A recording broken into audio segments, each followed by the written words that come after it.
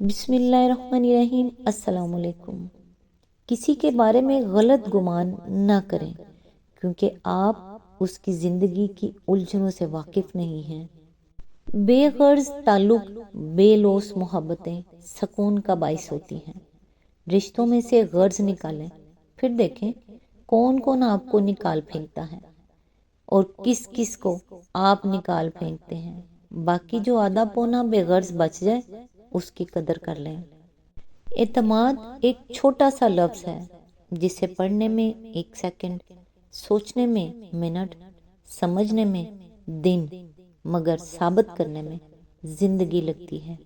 اللہ تعالیٰ سے دعا ہے کہ وہ ہم سب کو نیکی کی ہدایت دے اور اپنے نیک بندوں میں شامل کرے۔ اللہ تعالیٰ آپ کو اور آپ کے تمام اہل و عیال کو اپنے حفظ و امان میں رکھے اور ہم سب کے ماں باپ کا سایہ ہمارے سروں پہ سلامت رکھے، آمین۔ آج انشاءاللہ سورہ الاحزاب کی آیت نمبر 59 کی تفسیر، جہاں سے پچھلی ویڈیو میں سلسلہ ٹوٹا تھا، آج انشاءاللہ وہیں سے سٹارٹ کرتے ہیں۔ اعوذ باللہ من الشیطان الرجیم، بسم اللہ الرحمن الرحیم۔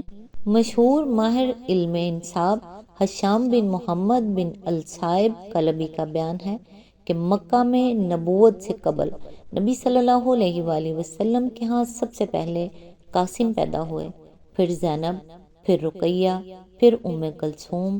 طبقات ابن سعد جلد اول صفحہ نمبر 133۔ ابن حزم نے جوامع السیرہ میں لکھا ہے کہ حضرت خدیجہ کے بدن سے حضور صلی اللہ علیہ وآلہ وسلم کی 4 لڑکیاں تھیں۔ سب سے بڑی حضرت زینب رضی اللہ عنہا، ان سے چھوٹی حضرت رقیہ رضی اللہ عنہا، ان سے چھوٹی حضرت فاطمہ رضی اللہ عنہا اور ان سے چھوٹی ام کلثوم رضی اللہ عنہا۔ صفحہ نمبر 38 اور 39۔ طبری، ابن سعد، ابو جعفر محمد بن حبیب صاحب الکتاب المبہر اور ابن عبد البر کے صاحب الکتاب الاستیاب مستند حوالوں سے بیان کرتے ہیں کہ نبی صلی اللہ علیہ وآلہ وسلم سے پہلے حضرت خدیجہ کے 2 شوہر گزر چکے تھے۔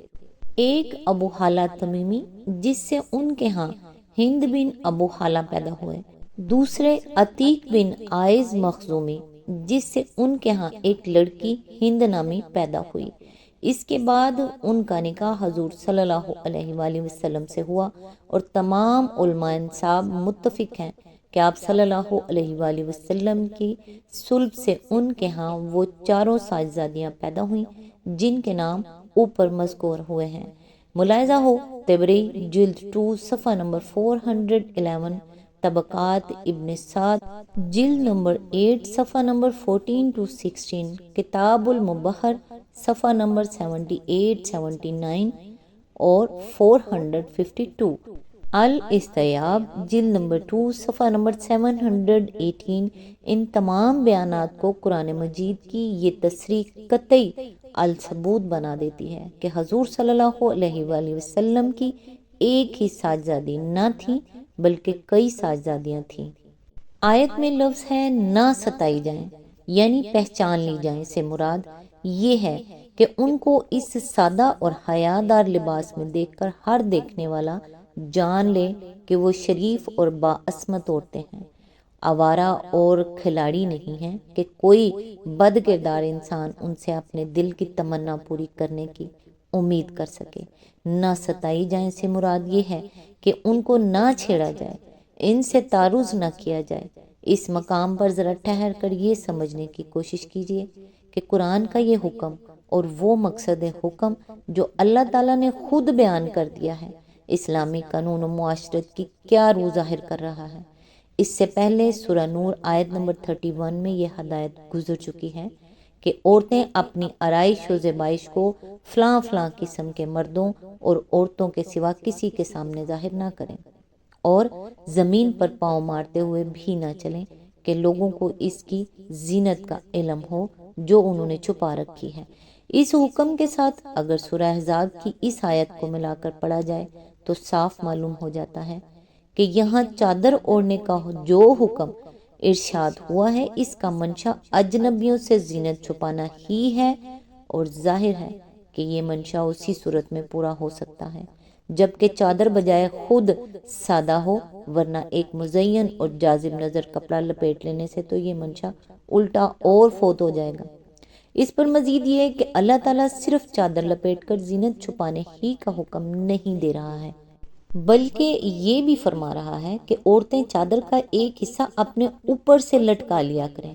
کوئی معقول آدمی اس ارشاد کا مطلب اس کے سوا کچھ نہیں لے سکتا کہ اس سے مقصود گھونگھٹ ڈالنا ہے تاکہ جسم و لباس کی زینت چھپنے کے ساتھ ساتھ چہرہ بھی چھپ جائے۔ پھر اس حکم کی علت اللہ تعالیٰ خود یہ بیان فرماتا ہے کہ یہ وہ مناسب ترین طریقہ ہے جس سے یہ مسلمان خواتین پہچان لی جائیں اور اذیت سے محفوظ رہیں گی۔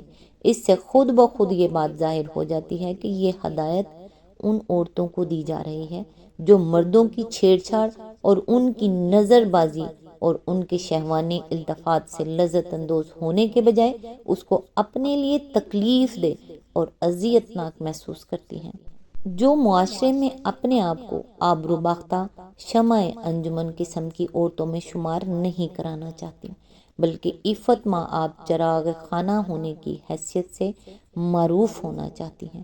ایسی شریف اور نیک خواتین سے اللہ تعالیٰ فرماتا ہے کہ اگر تم فی الواقعہ اس حیثیت سے معروف ہونا چاہتی ہو اور مردوں کی ہوسناک توجہات حقیقت میں تمہارے لیے موجب لذت نہیں بلکہ موجب اذیت ہیں، تو پھر اس کے لیے مناسب طریقہ یہ نہیں ہے کہ تم خوب بناؤ سنگھار کر کے پہلی رات کی دلہن بن کر گھر سے نکلو اور دیکھنے والوں کی حریص نگاہوں کے سامنے اپنا حسن اچھی طرح نکھار کر پیش کرو، بلکہ اس غرض کے لیے تو مناسب ترین طریقہ یہی ہو سکتا ہے کہ تم ایک سادہ چادر میں اپنی ساری آرائش و زیبائش کو چھپا کر نکلو، اپنے چہرے پر گھونگھٹ ڈالو اور اس طرح چلو کہ زیور کی چھنکار بھی لوگوں کو تمہاری طرف متوجہ نہ کرے۔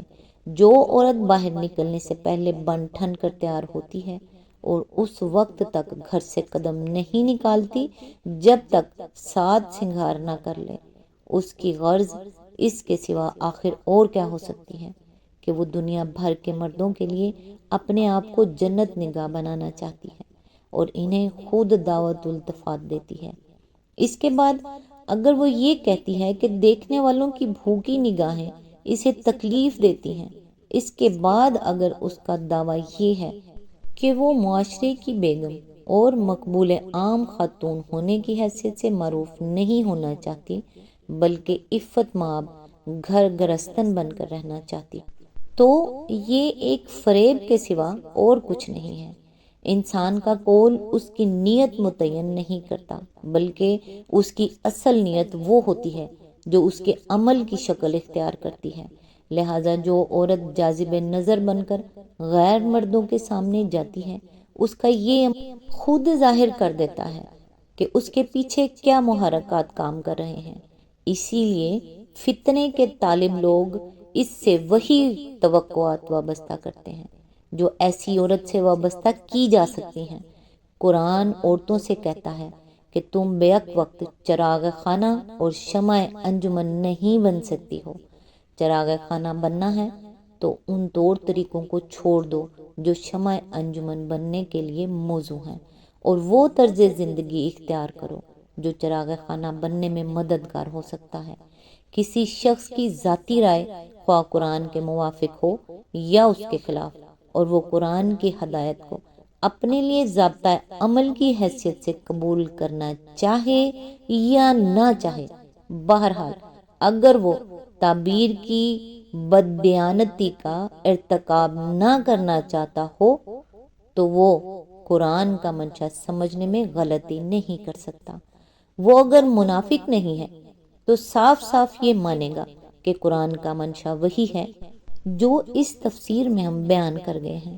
اس کے بعد جو خلاف ورزی بھی وہ کرے گا، یہ تسلیم کر کے کرے گا کہ وہ قرآن کے خلاف عمل کر رہا ہے یا قرآن کی ہدایت کو غلط سمجھتا ہے۔ آیت میں لفظ ہے اللہ تعالیٰ غفور الرحیم ہے، یعنی پہلے جاہلیت کی حالت میں جو غلطیاں کی جاتی رہی ہیں اللہ اپنی مہربانی سے ان کو معاف کر دے گا، بشرطے کہ اب صاف صاف ہدایت مل جانے کے بعد تم اپنے طرز عمل کی اصلاح کر لو اور جان بوجھ کر اس کے خلاف ورزی نہ کرو۔ آیت نمبر 59 کی تفسیر یہاں مکمل ہوئی۔ نیکسٹ انشاءاللہ آیت نمبر 60 سے سٹارٹ کریں گے۔ تب تک کے لیے دعاؤں میں یاد رکھیے گا۔ اللہ حافظ۔